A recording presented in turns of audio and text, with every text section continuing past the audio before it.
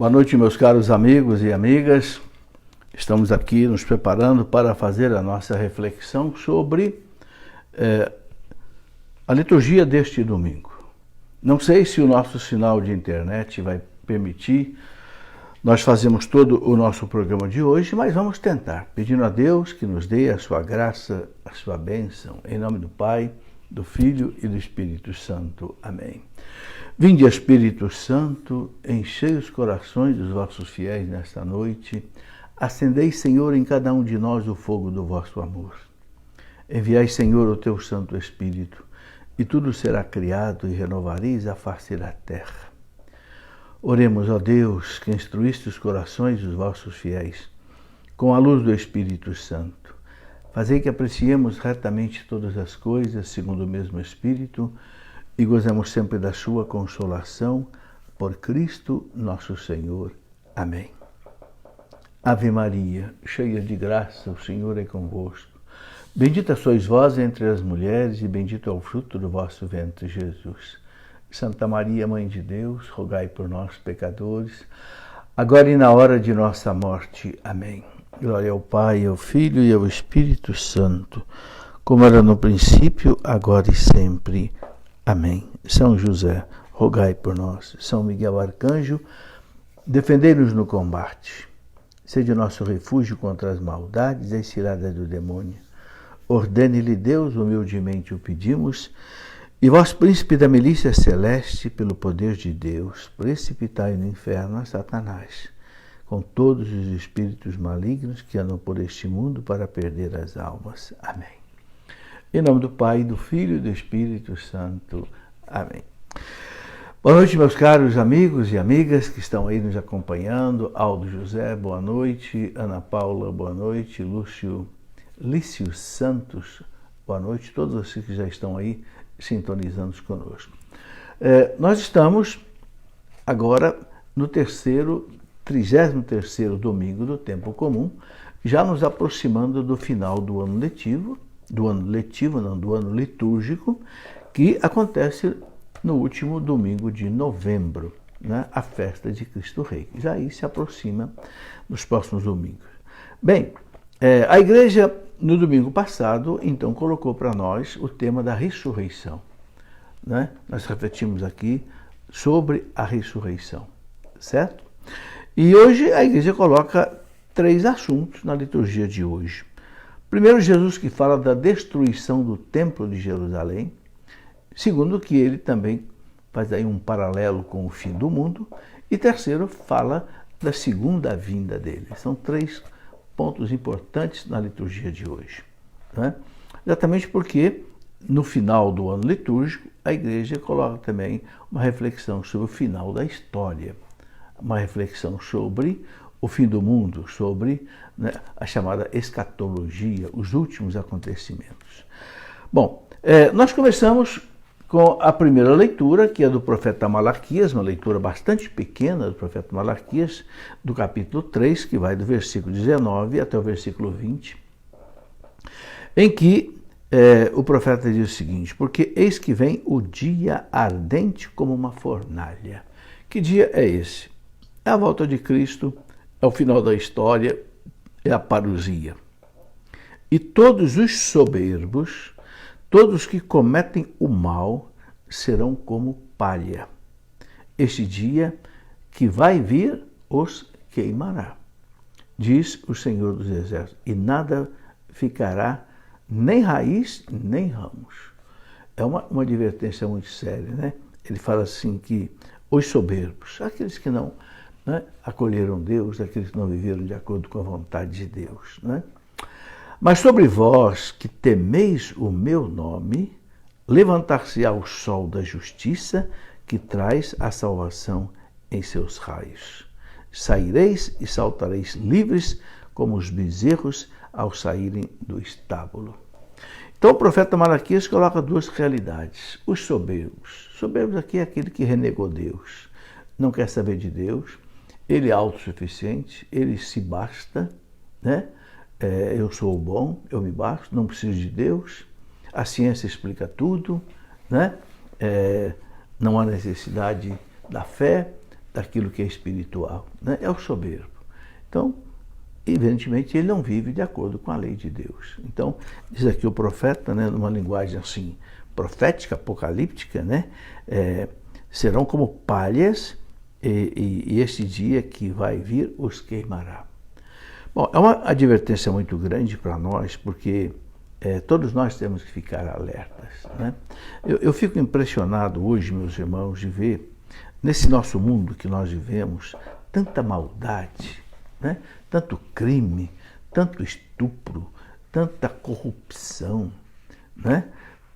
Tanto, não sei, tanta coisa errada. Será que essas pessoas não têm a mínima convicção de que um dia vão estar diante de Deus? Não se lembra daquilo que São Paulo fala lá na segunda carta aos Coríntios, capítulo 10, né? Versículo 10, São Paulo fala: nós nos apresentaremos diante do tribunal de Cristo, para cada um receber a sua recompensa, de acordo com o bem ou com o mal que tiver feito enquanto estava nesse mundo. Eu fico impressionado de ver como é que não existe mais o temor de Deus.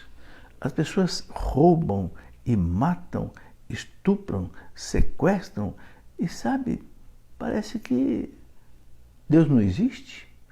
Não. É muito sério. Então, a igreja quer exatamente nesse dia de hoje colocar para nós essa reflexão bem séria. E depois, né, aparece aqui o Salmo 97. O Salmo 97 ele tem o título de Salmo Messiânico. É um salmo de alegria, de louvor. Por quê? Porque é Deus que chegou. É o Messias que volta e que vai estabelecer seu reino para valer. É o reino messiânico. Aquele reino em que o profeta Isaías, quando fala dele, eu acho tão bonito, né? O profeta Isaías, quando fala do reino do Messias, lá no capítulo 11 dele, o profeta Isaías tem uma imagem maravilhosa, né? Quando ele fala disso, né? Ele coloca né, que nesse reino messiânico, né? A criança, né? Assim, pequenininha, vai poder enfiar a mão na toca da serpente e ela não fará mal algum. O urso vai poder comer capim ao lado, né, do bezerro e um não vai fazer mal para o outro, né? O leão e o boi vão comer juntos, né? Que coisa maravilhosa, ou seja, vai acabar todo o mal, inclusive entre os animais. É o reino messiânico, né? Será restabelecido, não é capítulo 11 de Isaías, é o capítulo 9, né? Onde ele fala, né? Uma coisa muito bonita, porque um menino nos nasceu, um filho nos foi dado, a soberania repousa sobre seus ombros e ele se chama, né, admirável. Depois, o profeta vai falar um pouco na frente, no capítulo 11, o profeta vai colocar, então o lobo será hóspede do cordeiro, a pantera se deitará ao pé do cabrito, o touro e o leão comerão juntos, e o menino pequeno os conduzirá. A vaca e o urso se fraternizarão, suas crias repousarão juntas, e o leão comerá palha com o boi. Olha que detalhe interessante.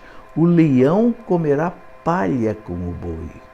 Hoje o leão não come palha, hoje o leão come carne e mata os outros animais. Então, o que o profeta está dizendo aqui? No reino messiânico, quando Cristo voltar, estabelecer o seu reino definitivamente na história da humanidade, então, né, até o leão, até os animais carnívoros vão deixar de matar os outros animais para comer. Quer dizer, será estabelecida uma paz perfeita, né? Ele coloca aqui: a criança de peito brincará junto à toca da víbora e o menino desmamado meterá a mão na caverna da áspide. Não se fará mal nem dano em todo o meu santo monte. O monte aqui é o Monte Sião, que é sinônimo, né, da igreja, porque a terra estará cheia da ciência do Senhor, assim como as águas recorrem o fundo do mar. Então, é por isso que o Salmo 97, ele canta essa alegria, né? Ele diz assim: cantai ao Senhor um cântico novo, porque ele operou maravilhas, sua mão e seu santo braço lhe deram a vitória. O Senhor fez conhecer a sua salvação, manifestou sua justiça à face dos povos, lembrou-se de sua bondade e de sua fidelidade em favor da casa de Israel. Né? Os confins da terra puderam ver a salvação de nosso Deus. Sim, porque Jesus disse que ele só voltaria depois que o evangelho da salvação fosse pregado no mundo inteiro. Então, os confins da terra puderam ver a salvação do nosso Deus. Aclamai o Senhor, povos todos da terra, regozijai-vos, alegrai e cantai. Então o salmista se alegra porque é o reino messiânico que se estabelece entre nós. Salmodiai ao Senhor com a cítara, ao som do saltério e da lira. E aí ele continua, né? Que os rios aplaudam, que as montanhas exultem em brados de alegria, e diante do Senhor que chega, porque ele vem para governar a terra. Ele governará a terra com justiça e os povos com equidade. Ou seja, é o reino messiânico que se estabelece entre nós. Bom, depois temos ainda a leitura na segunda carta de São Paulo aos Tessalonicenses, capítulo 3 de Tessalonicenses, onde São Paulo ele chama a atenção da comunidade dos Tessalonicenses, porque eles estavam pensando que o Cristo ia voltar logo, então queriam parar de trabalhar. São Paulo disse, não é isso não. Então daqui, 2 Tessalonicenses 3, a partir do versículo 7, São Paulo fala para os Tessalonicenses o seguinte: sabeis perfeitamente o que deveis fazer para nos imitar. Olha, São Paulo ele vai dar o exemplo, né? Não temos vivido entre vós desregradamente, nem temos comido de graça o pão de ninguém. Olha aí, eu trabalho, não como pão de graça de ninguém, mas com trabalho e fadiga labutamos noite e dia para não sermos pesados a nenhum de vós. Não porque não tivéssemos direito para isso, não é? Claro, ele tinha direito porque ele mesmo já disse, né, que o operário é digno do seu salário, né? Mas foi para vos oferecer em nós mesmos um exemplo a imitar. Que exemplo esse? Trabalhar. Aliás, quando estávamos convosco, nós vos dizíamos formalmente: quem não quiser trabalhar não tem o direito de comer. Quem não quiser trabalhar não tem o direito de comer. Entretanto, soubemos que entre vós há alguns desordeiros, vadios, que só se preocupam em intrometer-se em assuntos alheios. A esses indivíduos ordenamos e exortamos a que se dediquem tranquilamente ao trabalho para merecerem ganhar o que comer. Daí. Então São Paulo deixa claro, não pensem que o Cristo vai voltar logo, lá no primeiro século deles, né? E que vocês já vão parar de trabalhar. Não, vamos trabalhar. Vamos continuar trabalhando, vivendo corretamente, né? Na paciência e na oração. Essa recomendação que São Paulo sempre deixava ali com eles. Sabe, eu assisti num certo período, no começo da renovação carismática católica, alguns cristãos que pensavam um pouco assim: não vou mais fazer nada, não vou construir nada, não vou nem mesmo educar meus filhos, porque o Senhor está voltando rapidamente, então não é preciso. Está aí a palavra de São Paulo. Ele falou exatamente nesse contexto de segunda vinda de Cristo. Continuem trabalhando, continuem rezando, continuem enfrentando as dificuldades com paciência, até o Cristo voltar, que nós não sabemos quando. Bom, depois nós temos então aí o Evangelho, né? Que a igreja coloca para nós hoje, que é o Evangelho de São Lucas, no capítulo 21, de 5 até 19. Lucas 21, de 5 até 19.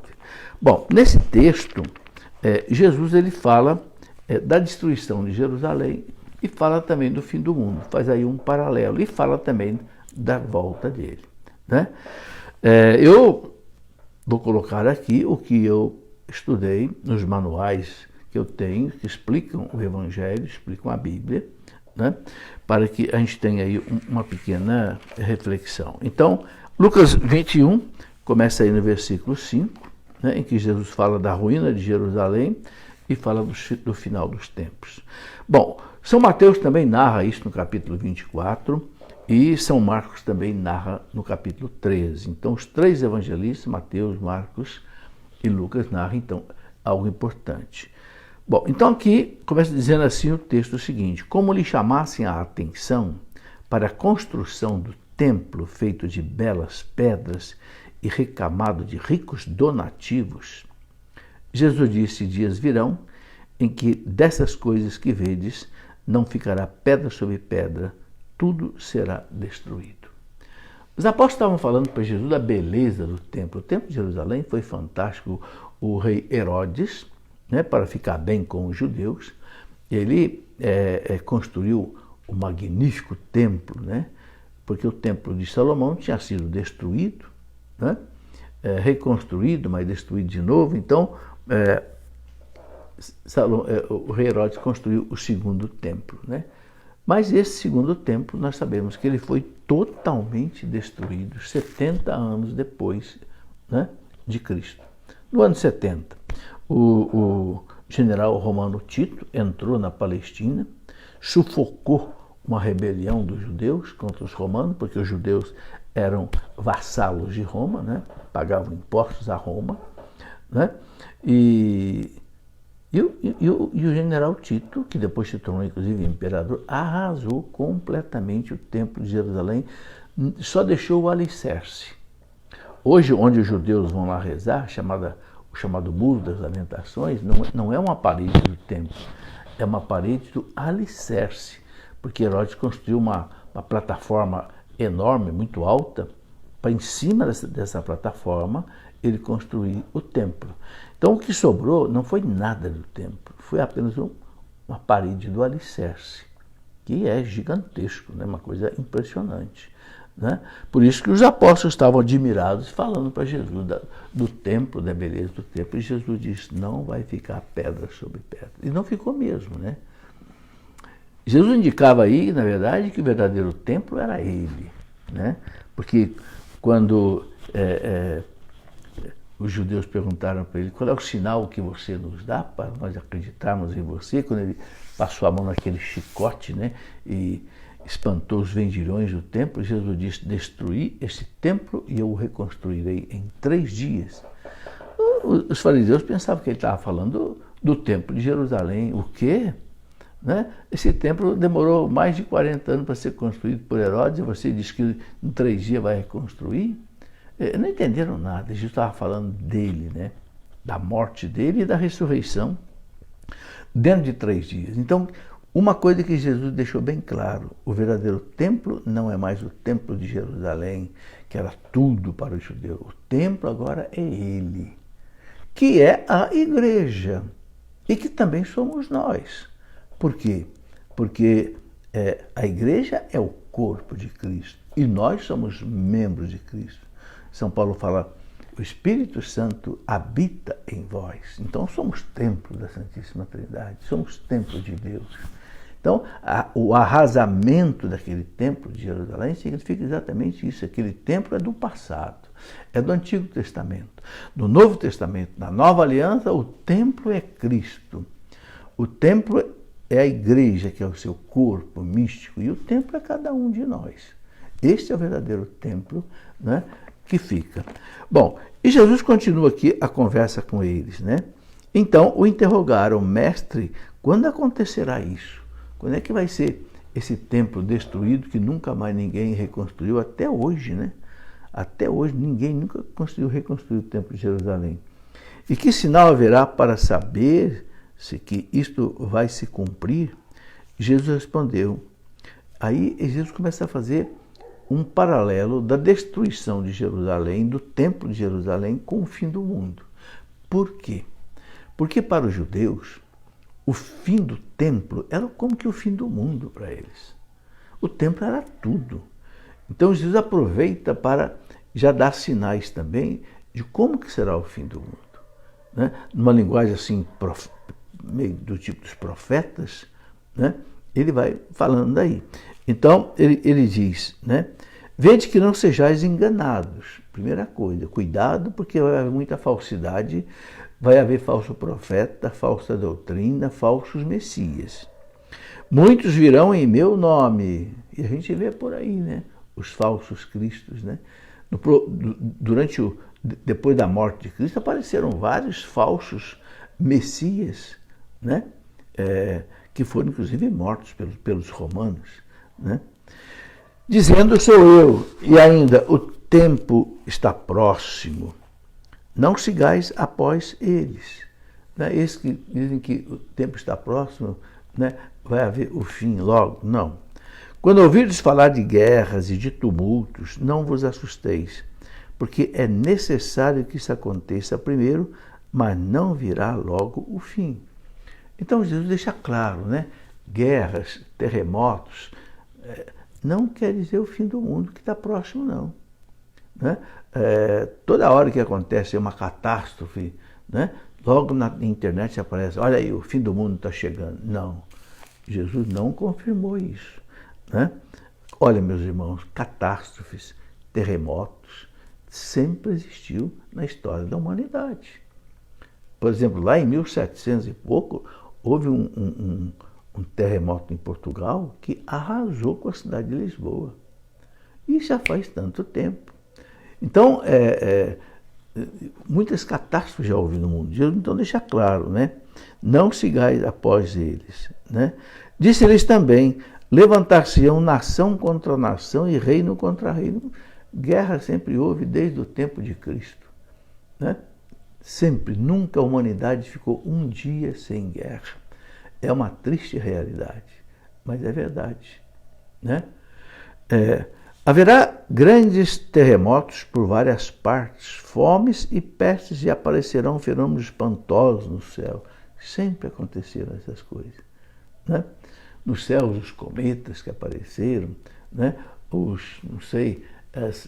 Esses eclipses todos. Bom, mas antes de tudo isso, vos lançarão as mãos e vos perseguirão, entregando-vos às sinagogas e aos cárceres, levando-vos à presença dos reis e dos governadores por causa de mim. Jesus preparava os apóstolos. E os apóstolos foram levados mesmo, diante de governadores, de reis. Né? Ele disse, tudo isso vai acontecer antes. Né? E depois ele coloca o seguinte, né? Isto vos acontecerá para que vos sirva de testemunho. Olha aí, é muito importante dar o testemunho de Jesus. Vocês vão ser levados diante de autoridade e tudo para dar testemunho de mim. E nós também, meus irmãos, nós também temos que dar esse testemunho de Jesus. Né? E Jesus diz que essas perseguições todas é uma oportunidade para nós darmos testemunho. Então, quando nós também fomos, não sei, ridicularizados por causa da nossa fé, é um momento de dar testemunho. E Deus estará conosco. A providência divina estará conosco. Jesus diz aqui para eles, né? Acho muito bonito isso. Gravai bem no vosso espírito de não preparar vossa defesa, porque eu vos darei uma palavra cheia de sabedoria, ao qual não poderão resistir, nem contradizer os vossos adversários. Olha que coisa bonita, né? Jesus, quando nós passarmos por ridicularizações, né? Fica tranquilo. O Espírito Santo vai colocar na boca de vocês palavras que os adversários não vão conseguir vencer. Acreditar nisso. E a gente vê na história da igreja, né? Quantos diálogos maravilhosos dos santos, dos mártires com seus carrascos, né? Testemunhando Jesus e mostrando a eles a verdade da fé com muita clareza. Né? E continua aqui Jesus dizendo o seguinte, né? Sereis entregues até por vossos pais, vossos irmãos, vossos parentes e vossos amigos, e matarão muitos de vós. Isso aconteceu, meus irmãos. Eu me lembro agora, por exemplo, que a pior perseguição que houve na igreja na época do Império Romano foi do imperador Diocleciano. E Diocleciano, a sua esposa Valéria e a sua filha Prisca eram cristãs convertidas. E o imperador Diocleciano mandava matar os cristãos.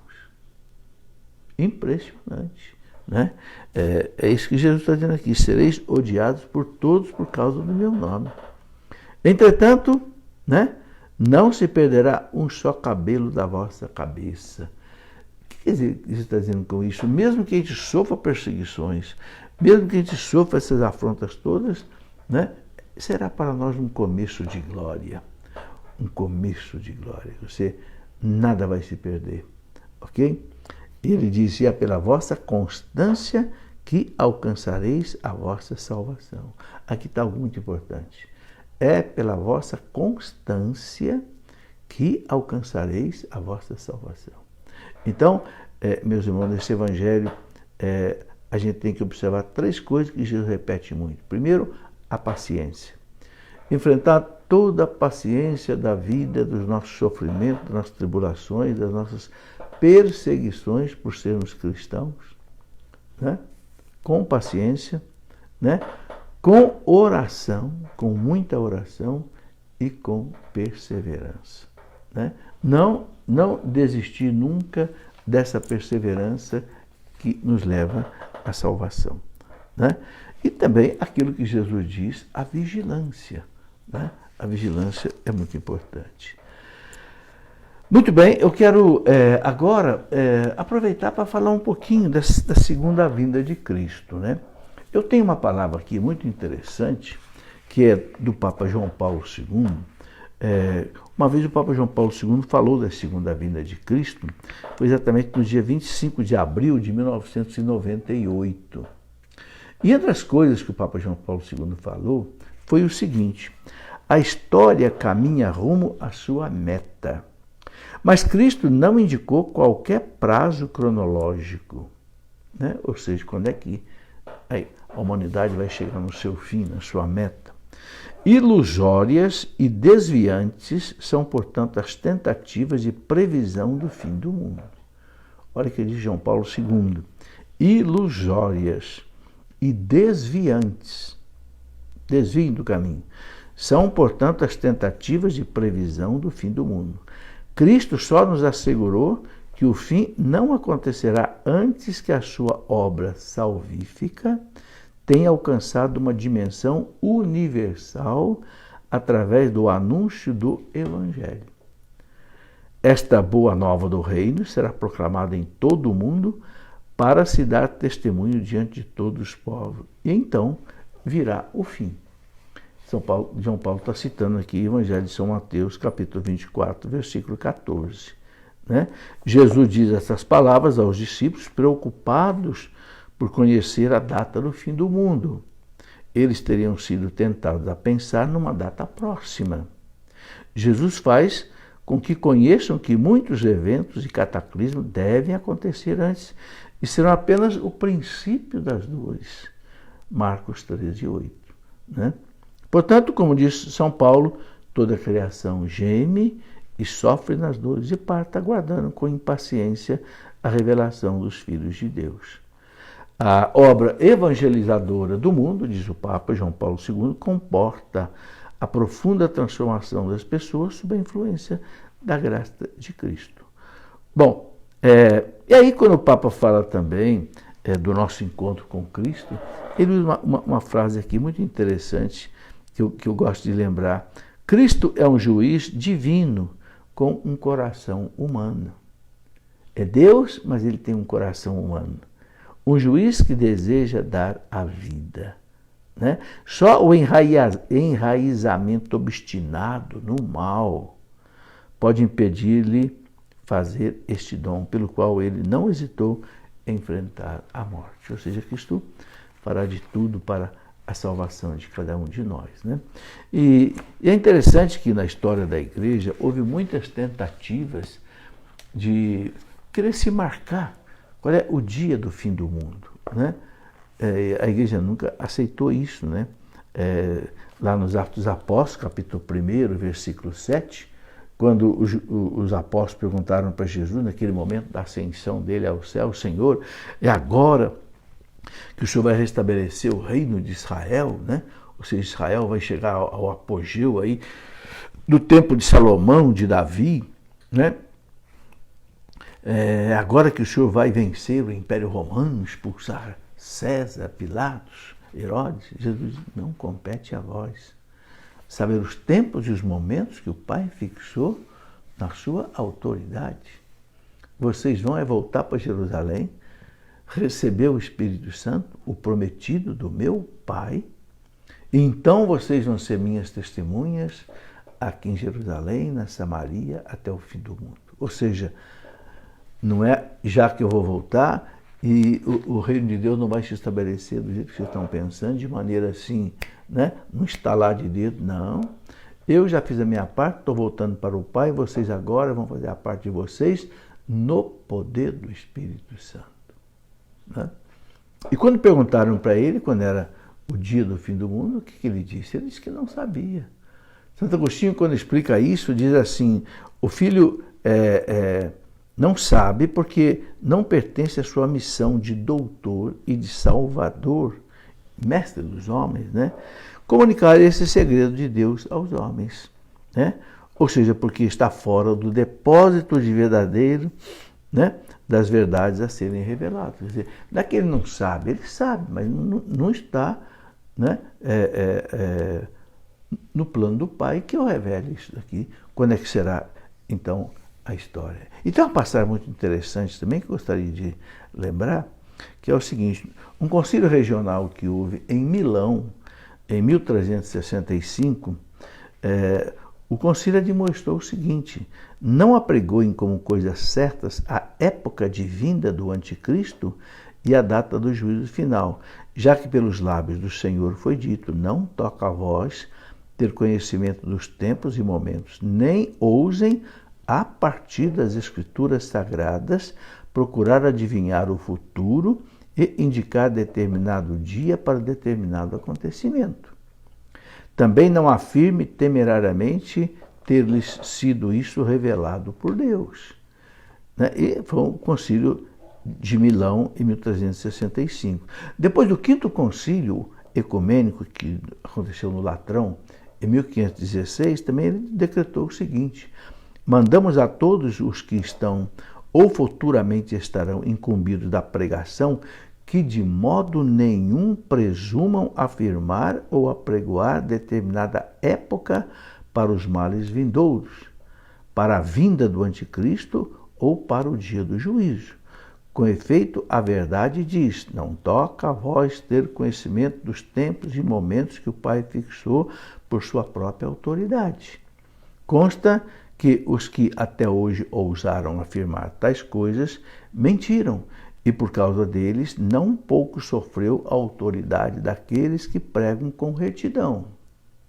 Ninguém ouse predizer o futuro apelando para a Sagrada Escritura, nem afirmar o que quer que seja, como se o tivesse recebido do Espírito Santo ou de revelação particular, nem ouse apoiar-se sobre conjecturas vãs ou despropositadas. Cada qual deve, segundo o preceito divino, pregar o Evangelho a toda criatura, aprender a detestar o vício, recomendar e ensinar a prática das virtudes, a paz e a caridade mútua, tão recomendadas por nosso Redentor. Então, vocês estão vendo que tanto o Concílio de Milão, em 1365, como o Concílio Regional do Latrão, em 1516, o Concílio Universal, não podemos dizer quando Cristo vai voltar, nem fixar a época, nem nada.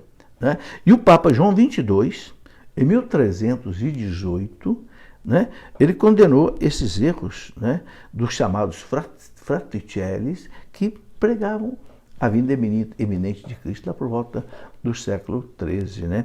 Ele diz, há muitas outras coisas que esses homens presunçosos descrevem como que em sonho, a respeito do curso dos tempos e do fim do mundo, muitas coisas a respeito da vinda do anticristo que lhes parece estar às portas e que eles anunciam com vaidade lamentável. Declaramos que tais coisas são em parte heréticas, em parte doentias, em parte fabulosas. Por isso nós as condenamos com os seus autores, em vez de as divulgar ou refutar. Bom, O que a gente pode dizer de tudo isso, meus irmãos? Cristo vai voltar. Não tenhamos dúvida, por isso nós temos que estar preparados, né? Carregar nossa cruz com paciência até o Cristo voltar. Se ele não voltar na nossa existência, nós vamos a ele na nossa morte.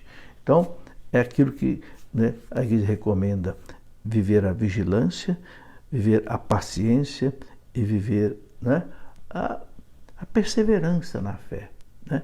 Não balançar na fé. Eu gostaria de destacar uma outra coisa que eu acho muito importante, que São Paulo fala na segunda carta aos Tessalonicenses. Na segunda carta aos Tessalonicenses, quando São Paulo fala da vinda do anticristo, que também ele não marca data, ele só fala que acontecerá, né? Na segunda carta de São Paulo aos Tessalonicenses, capítulo 2, versículo 9 em diante, São Paulo diz o seguinte, só um instante.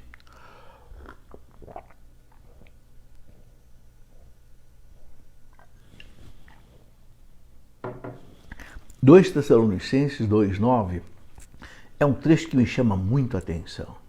São Paulo diz assim: a manifestação do ímpio é o homem que detesta Deus, né?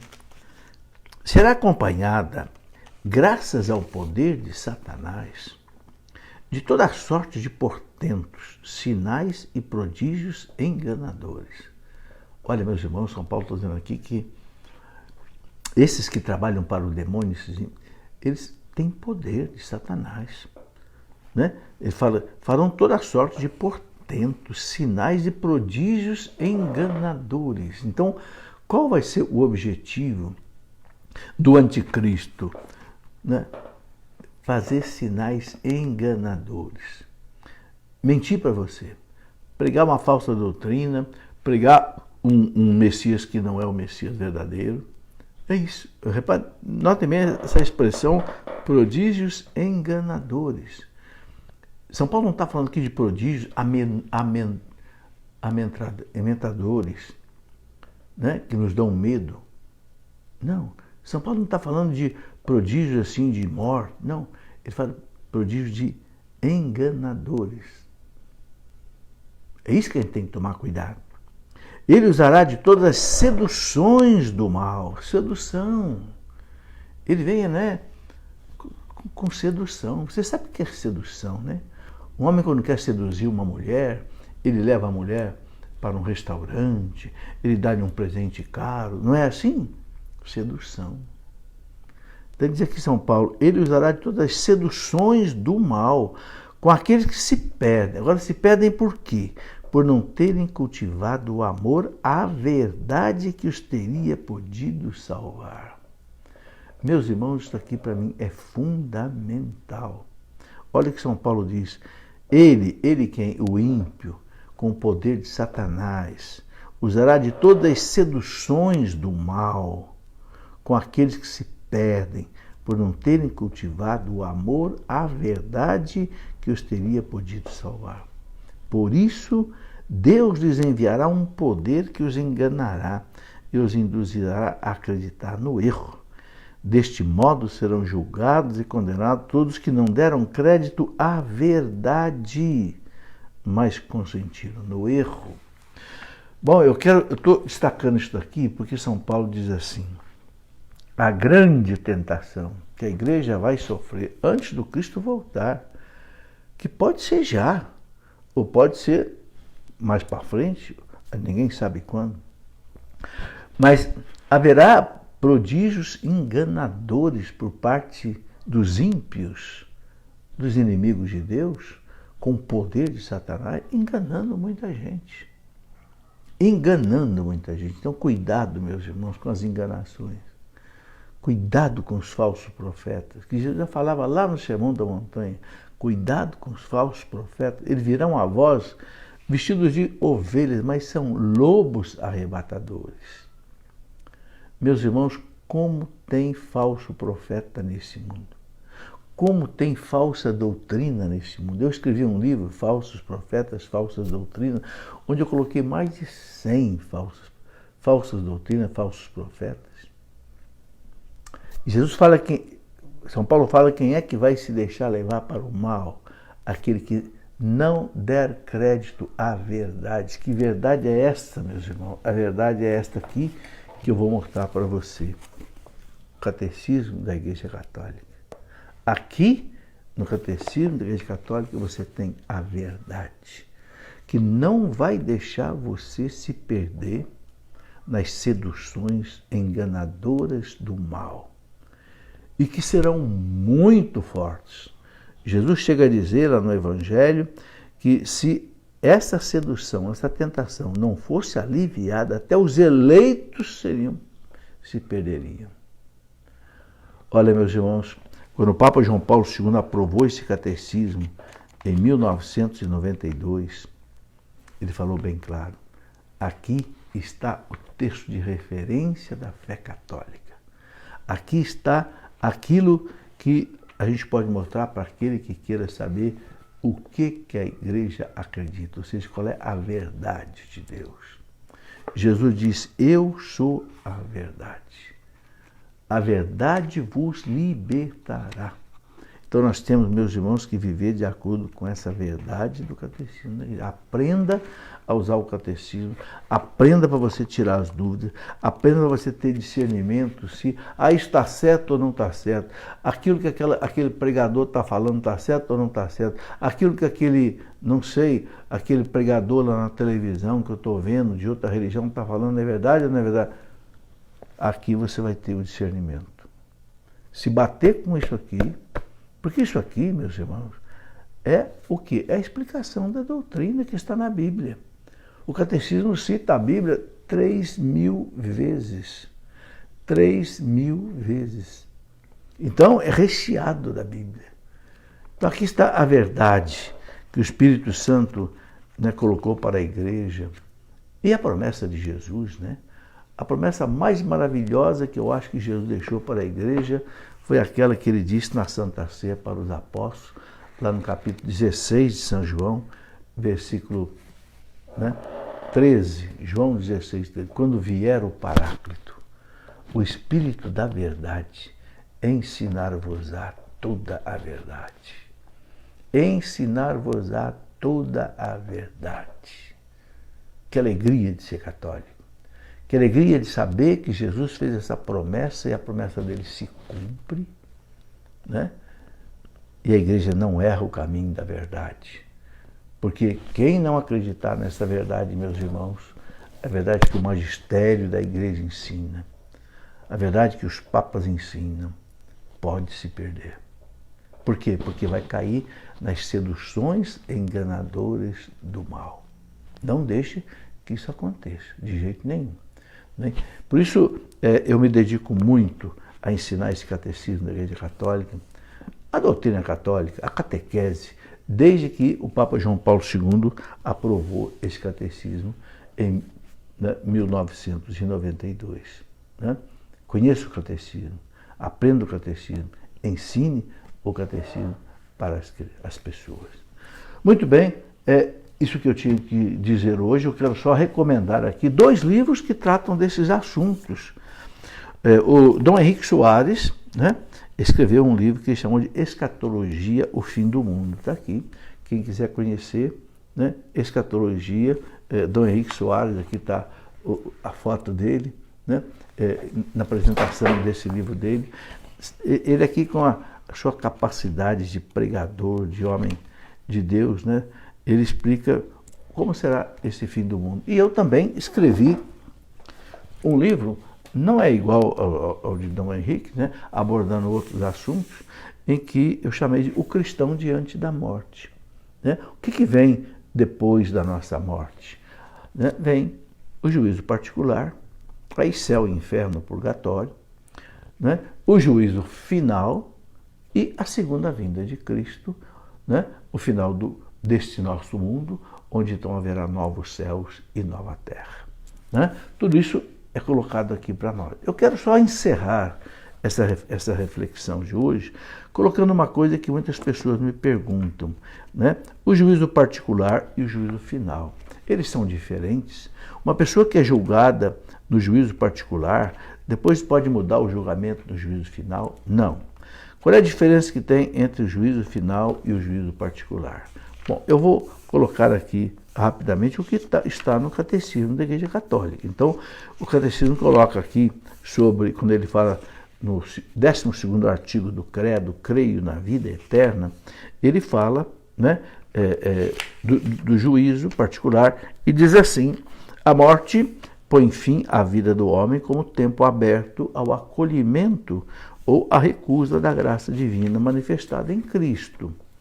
O Novo Testamento fala do juízo principalmente na perspectiva do encontro final com Cristo, na segunda vinda deste, mas, repetidas vezes, afirma também a retribuição imediatamente depois da morte, de cada um em função de suas obras e de sua fé. Então, ele coloca bem claro. Então, parágrafo 1022, cada homem recebe em sua alma imortal a retribuição eterna a partir do momento da morte, num juízo particular que coloca sua vida em relação a Cristo, seja por meio de uma purificação, que é o purgatório, né? Seja para entrar de imediato na felicidade do céu, seja para condenar-se de imediato para sempre. Então, o que o Catecismo ensina no juízo particular, imediatamente após a morte, né? A alma ou vai direto para o céu, se estiver perfeitamente purificada, ou pode se purificar no purgatório e ir para o céu, né? Ou se rejeitou Deus radicalmente, né? Vai viver eternamente sem Deus, é o que a igreja chama de inferno. Depois, quando fala do juízo final, aqui fala também do céu, do inferno, do purgatório, quando fala do juízo final, ele diz assim: a ressurreição de todos os mortos, dos justos e dos injustos, antecederá o juízo final. Este será a hora em que todos os que repousam nos sepulcros ouvirão sua voz e sairão. Os que tiveram feito o bem, para uma ressurreição de vida. Os que tiverem praticado o mal, para uma ressurreição de julgamento. Então Cristo virá em sua própria glória, com todos os seus anjos com ele. E serão reunidas em sua presença todas as nações. Ele separará os homens uns dos outros, como o pastor separa as ovelhas dos cabritos, né? E aí o Catecismo diz aqui: o juízo final há de revelar, até as últimas consequências, o que cada um tiver feito de bem ou deixado de fazer durante a sua vida na terra, né? Tá aí. Então o juízo final é um acerto de contas universal. Não vai mudar mais a sorte da pessoa que houve no juízo particular. Não. Só que agora, diante de toda a humanidade, todo o acerto de contas será feito, né? Toda justiça será feita. Todos nós queremos justiça, né? Justiça, justiça, pois só Deus pode fazer a justiça perfeita. E essa justiça perfeita vai ser feita no dia do juízo final com todo mundo. Por isso que chama-se juízo universal, ok? Agora eu quero colocar uma coisa aqui muito importante que a igreja ensina, o Papa João Paulo II costumava repetir: tudo aquilo que nós tivermos arrependido e confessado na confissão e recebido a absolvição do sacerdote, acabou. Isso não vai aparecer mais diante de Deus, nem no juízo particular e nem no juízo final. Que alegria, meus irmãos, saber que a gente tem esse remédio para a nossa alma, a Sagrada Confissão. Então, aproveite enquanto nós temos tempo. Não deixe para depois, ok? Muito bem, agradeço a todos que me acompanharam até agora. Desejo a vocês todos um santo domingo. Que Deus os abençoe. Em nome do Pai, do Filho e do Espírito Santo. Amém.